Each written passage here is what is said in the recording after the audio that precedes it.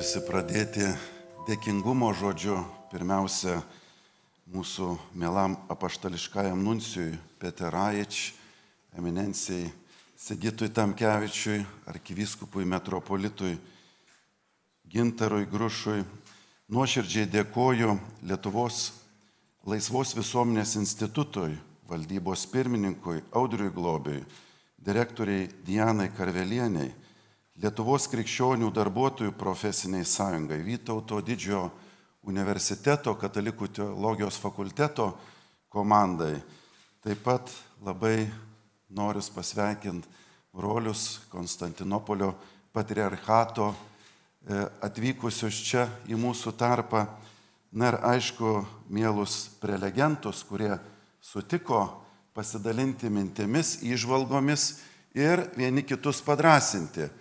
O kai matome dar ir Seimo narius mūsų tarpe, mes sakome, viskas bus gerai, esame jungtinės pajėgos, kurios laisvai šneka, tai ką tiki, esant tiesa ir dėl jos neatsiprašo, nes tiesa, kuri yra pabandyta, iš tikrųjų apmastyta per kelis tūkstančius metų, šiandien atrodo tikrai turi būti priminta, o tai yra artimo meilės darbas vieni kitiems ir mūsų broliams ir seserims, kurie galbūt mažiau susipažinę su ta tikrovė ir reikalingi priminimo, padrąsinimo ir įkvėpimo. Apie tai yra ši mūsų konferencija. Ideologinė kolonizacija tai popiežiaus Pranciškaus vartojama sąvoka apie tai, kad žmonės gali būti apgauti, suvilioti ar net priversti tikėti idėją, netitinkančią objektyvios tiesos. Kad tai yra įmanoma, mums aiškiai parodė fašizmo ir komunizmo ideologijų įsigalėjimas 20-ame amžiuje. Šiandien tai rodo siaubingai liūdnas faktas, kai Rusijos žmonės verčiami tikėti, jog karas Ukrainoje yra teisingas. Nuo savo pontifikato pradžios popiežius Pranciškus įspėja apie ideologinės kolonizacijos grėsmes. Viena iš tokių kolonizacijų yra gender ideologijos, apie kurias jis užsiminė posinodinėme apaštališkame paraginime Amoris Laetitia, sakydamas, jog jos neigia vyro ir moters prigimtinį skirtingumą bei abipusiškumą. Priešais akis regi visuomenę be lytinių skirtumų ir griauna šeimos antropologinį pagrindą. Susitikime su šeimomis Maniloje šventasis tėvas kalbėjo, kaip šeima turime labai aiškiai pasiruošę ir tvirtai pasakyti ne šiems bandymams ideologiškai kolonizuoti šeimą. Kelionėje grįždamas iš Azerbaidžano į Romą, popiežius išreiškė susirūpinimą dėl indoktrinacijos mokyklose. Kaip pavyzdys papasakojo istoriją apie vieną tėvą. Jis paklausė savo 10-mečio sūnaus, kuo norėtum būti užaugęs? Noriu būti mergaitė. Tėvas suprato, kad mokykliniuose vadovėliuose dėstoma lyčių ideologija, o tai prieštarauja tam, kas natūralu, sakė tą kartą popiežius.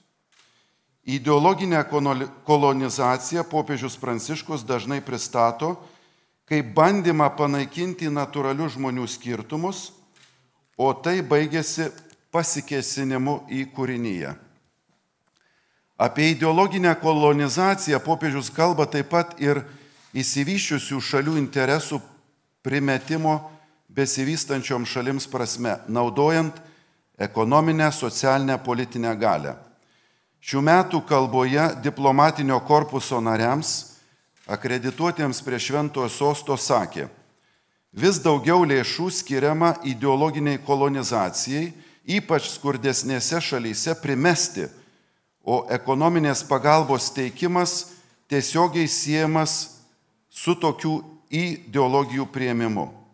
Tai apsunkino diskusijas tarptautinėse organizacijose, užkertant kelią vaisingiams mainams ir neretai sukeliant pagundą klausimus spręsti savarankiškai, taigi remiantis galios santykiais. Čia ideologija suprantama kaip įsitikinimas ar požiūris, kuris pristatomas kaip pažanga ir vystymosi vardu primetamas kitoms šalims, kultūroms ir religijoms. Kalbant apie ideologinę kolonizaciją, svarbu apibrėžti, kokia prasme vartojama sąvoka ideologija. Egzistuoja daugybė įvairių ideologijos apibrėžimų. Vieni labiau teigiami, kiti neutralūs, treti neigiami. Kadangi kalbama apie ideologinę kolonizaciją, tinka pasitelkti ideologijos apibrėžimą būtent neigiamą jo prasme. Šia prasme ideologija gali būti suprantama kaip tam tikrų išankstinių atsakymų apie tikrovę sistemą, ignoruojančią pačią tikrovę, skirta pateisinti tam tikrai socialiniai ir teisiniai tvarkai. Kai kuri nors ideologija padaroma visuomeniai privaloma, visuomenė privalo vadovautis nebe objektyvia ir protui prieinama tiesa, bet iš anksto pateikiamais atsakymais, kurių negalima kvestionuoti. Pavyzdžiui, Stambulo konvencija vadovaujasi iš ankstinę nuostatą, kad pagrindinė smurto artimoje aplinkoje priežastis yra vyrų ir moterų neligybė.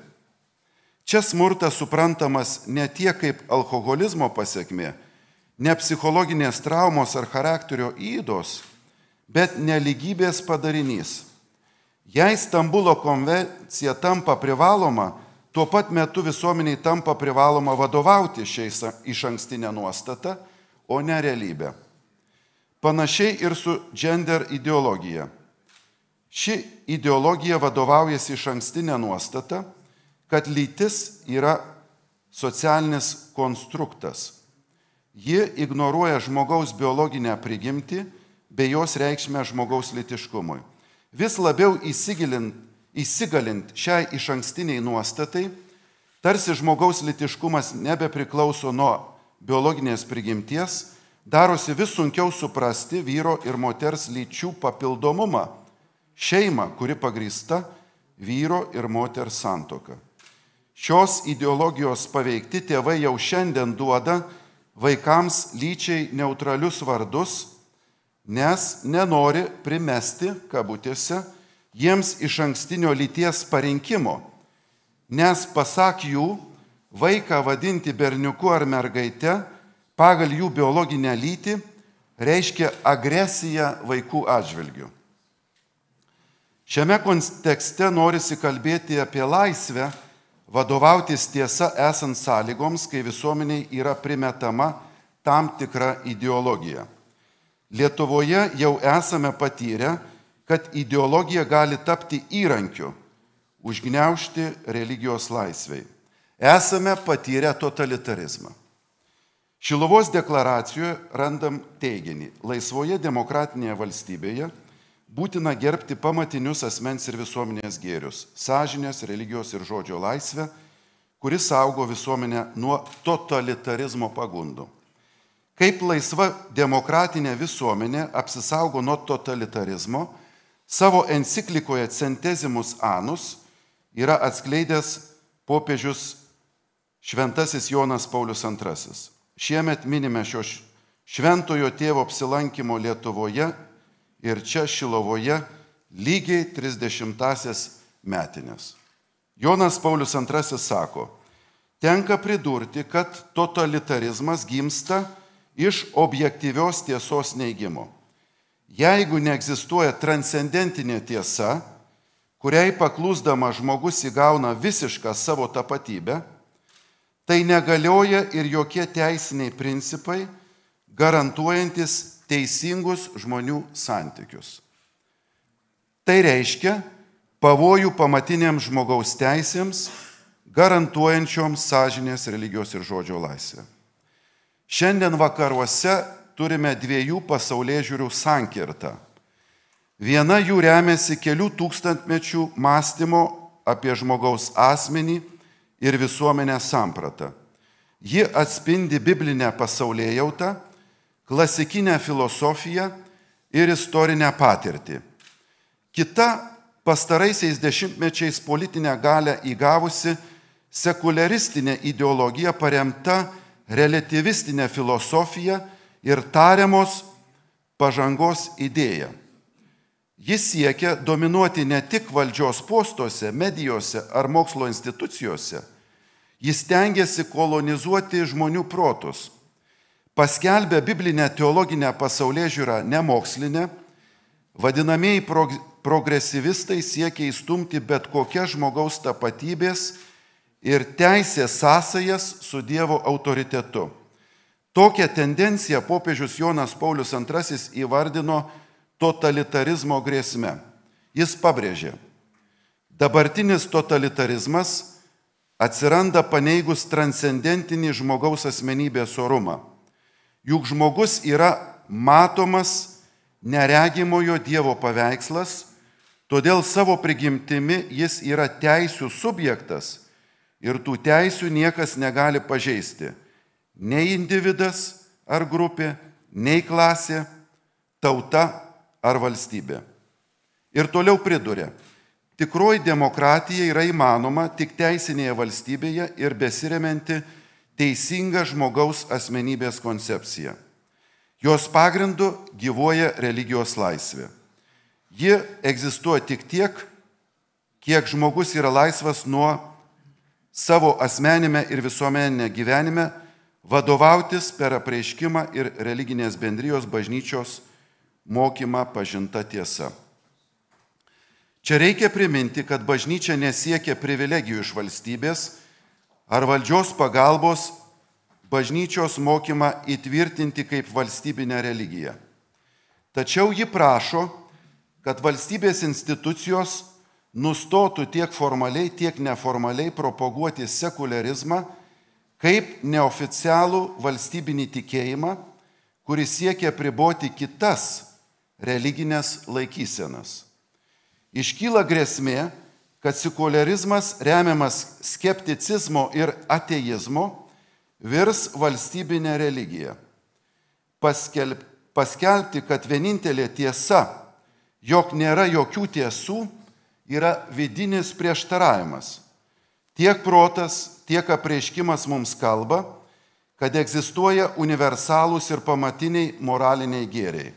Be to, šiandien ypač jaunimo tarpe stiprėjantis ekologinis sąmoningumas kalba apie pasaulyje esančią tvarką, kurią turime saugoti. Logika mums sako, kad šis mūsų protu visatoje atsekamas, anksčiau už mus buvęs protingumas turi turėti pagrindą. Dievo idėja neprieštarauja nei protui, nei mokslui. Ji taip pat pagrindžia vertybinį ir moralinį pasirinkimą. Pasak daktaro Samuel Grego, jei politinė valdžia reikalautų, kad kiekvienas politinių diskusijų dalyvis elgtųsi ir diskutuotų taip, tarsi Dievo nebūtų, arba jei Dievas yra, tai lyg šis faktas būtų niekaip nesusijęs su mūsų pasirinkimais ir veiksmais viešojoje erdvėje. Ji privilegijuotų teisinį ir politinį įsipareigojimą moraliniam relativizmui. Popiežius Benediktas XVI tai pavadino relativizmo diktatūra.